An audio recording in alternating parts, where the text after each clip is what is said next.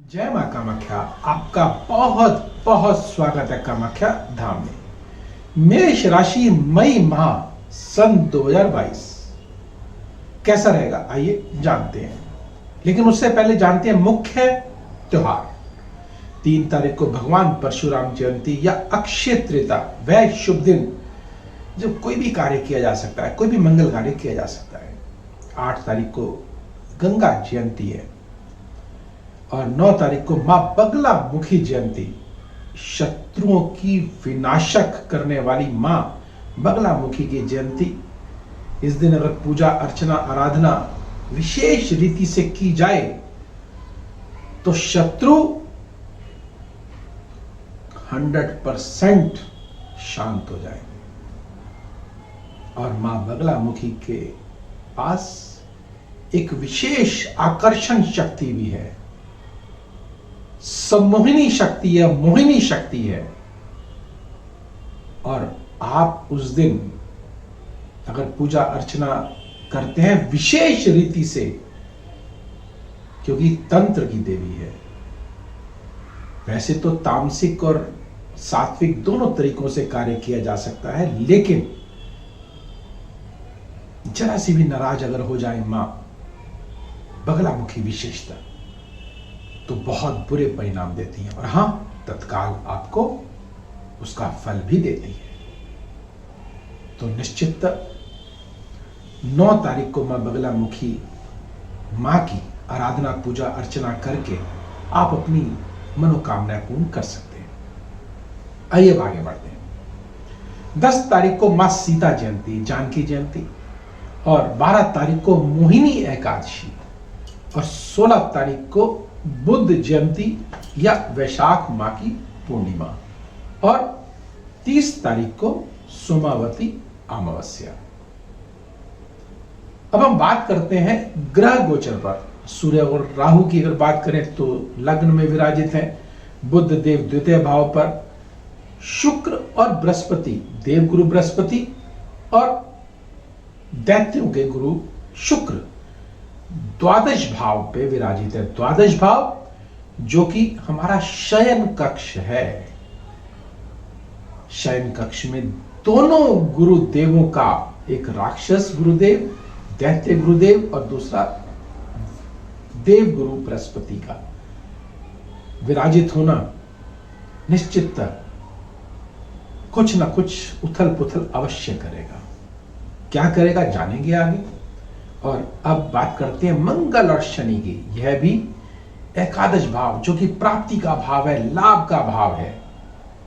यहां एक विशेष गुण होता है कि यहां पर जो भी ग्रह आते हैं, चाहे वो अशुभ ही क्यों ना हो, अर्थात पापी ही क्यों ना हो, लेकिन अगर हमारे लिए अगर शुभ अगर है तो वह गलत तरीके से भी हमको धन दे जाते हैं। और वह क्या धन देंगे, किसके माध्यम से देंगे, वह भी जानेंगे। लेकिन उससे पहले जानते हैं कि यहां से मंगल देव, पहले मैं बता देना चाहता हूं कि मेष राशि में मंगल देव देवता है और वह एकादश भाव पे बैठे हैं। और किसके स्वामी होकर के? अष्टमेश के और लग्नेश के। अष्टमेश जो कि पीड़ा देता है, कष्ट देता है, रहस्यमय तरीके से हमको परेशान करता है, धोखा देता है। और मंगल देव की जब हम बात करेंगे तो मंगल देव कौन है? हमारे भाई बंधु हैं, हमारे मित्रगण हैं। तो उनके द्वारा आपको प्राप्ति भी हो सकती है, ध्यान रखिएगा। और अचानक प्राप्ति होगी। अचानक क्यों कह रहा हूं मैं? क्योंकि राहु देव लग्न में विराजित है। आपके मस्तिष्क को क्रिएटिव बना देंगे, रहस्य में बना देंगे, खोजी बना देंगे, या यूं कहें जो साइंटिस्ट होते हैं उनके लिए बहुत ही उत्तम है। और सूर्य देव जब लग्न में बैठे हैं तो मान सम्मान प्रतिष्ठा देंगे। मैं बात को अन्यथा ले गया, अर्थात बात बता रहा था मैं एकादश भाव की, पहुंच गया लग्न में। एक दूसरे से संबंधित है इसलिए वहां पहुंच गया। लेकिन हम बात करते हैं अभी एकादश भाव की। एकादश भाव में मंगल देव की बात करते हैं। मंगल देव यहां पर शत्रु राशि में तो अवश्य है, देंगे कठिनाइयों से, लेकिन देंगे जरूर, रहस्यमय तरीके से देंगे, शत्रुओं द्वारा देंगे, लेकिन हमको पीड़ा भी हो सकती है, अर्थात पीड़ादायक है।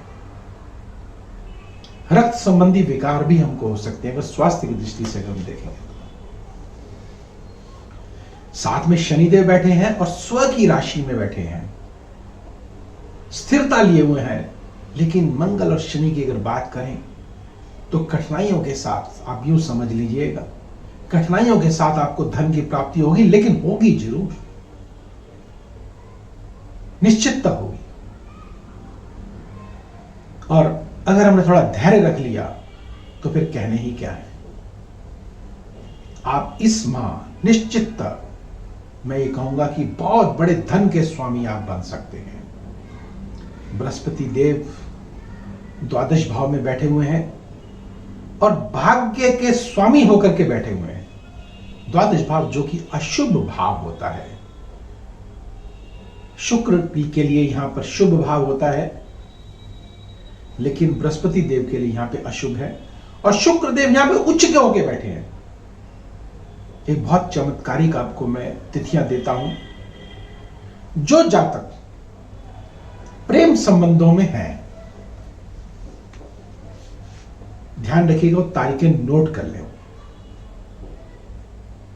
मंगल देव 17 तारीख को यहां पर पहुंच जाएंगे द्वादश भाव में। 17 तारीख को मंगल देव, बृहस्पति देव और शुक्र देव यहां पर 22 तारीख तक रहेंगे। अर्थात 17 से लेकर 22 तारीख तक मंगल, शुक्र और बृहस्पति का मेल यहां पर होगा, जो कि शयन कक्ष है, द्वादश भाव है, ऐशो आराम का भाव है, व्यय का भाव है। और मंगल शुक्र का यहां पर होना, बृहस्पति देव का होना, बुद्धिमत्ता से आप अपने प्रेम संबंधों को कायम रख सकते हैं, आगे बढ़ा सकते हैं। लेकिन ध्यान रखिएगा, अगर यहां पर आप पवित्रता रखते हैं तो मां कामाख्या की कृपा से आपको धन भी बहुत मिलेगा और वह आपका अच्छी जगह पर होगा। मंगल कार्य होंगे, प्रेम संबंध बढ़ेंगे, विश्वास बढ़ेगा आपका। और यहीं पे अगर आपसे थोड़ी सी भी भूल चूक अगर हो गई तो निश्चित ध्यान रखिएगा, बहुत बड़ा नुकसान आपको उठाना पड़ सकता है। आइए इसको संक्षेप में यहां रखते हुए आगे हम चलते हैं सूर्य देव पर। पंचमेश के स्वामी होकर, पंचमेश संतान के भाव के स्वामी हैं, हमारी शिक्षा के स्वामी हैं, हमारी इच्छा शक्ति के स्वामी हैं। इच्छा शक्ति प्रबल होगी, सम्मान बढ़ेगा, संतान पक्ष से हमको लाभ होगा, उनका सम्मान बढ़ेगा और शिक्षा में भी आपको सम्मान मिलेगा। लेकिन राहु देव का यहां पर साथ होना आपको थोड़ा भटका सकता है, बुद्धि को भ्रमित कर सकता है। और यहां पे अगर आपकी बुद्धि स्थिर रही तो आपको मान भी मिलेगा, सम्मान भी मिलेगा, इज्जत भी मिलेगी, पैसा भी मिलेगा और स्वास्थ्य भी उत्तम रहेगा। हर तरफ से आपको सर्वांगीण विकास होगा और अचानक होगा, क्योंकि राहु देव यहां पर विराजित है। और अगर आपने राहु देव को या अपने मस्तिष्क को जरा सा भी उल्टा कर लिया तो फिर दुनिया की कोई ताकत आपको सीधा नहीं कर सकती। इसको सीधा कैसे किया जाए जानते हैं, उन छोटे से उपायों को और तारीखों को भी जानते हैं जिन तारीखों को हमको शुभ कार्य नहीं करना चाहिए। पहले उन तारीखों को नोट कर लीजिए। 6 तारीख, 7 तारीख, 15 और 16 तारीख, 24 और 25 तारीख भूल कर भी तारीखों का कार्य ना करें। अगर करना भी पड़े तो एक छोटा सा उपाय है, वह क्या है? 6 मुखी रुद्राक्ष, भोले शंकर का 6 मुखी रुद्राक्ष लेकर के कामिया सिंदूर लगाइएगा और व्हाइट पेपर में रैप करके सिर के तकिए के नीचे रात को रख के सो जाइएगा।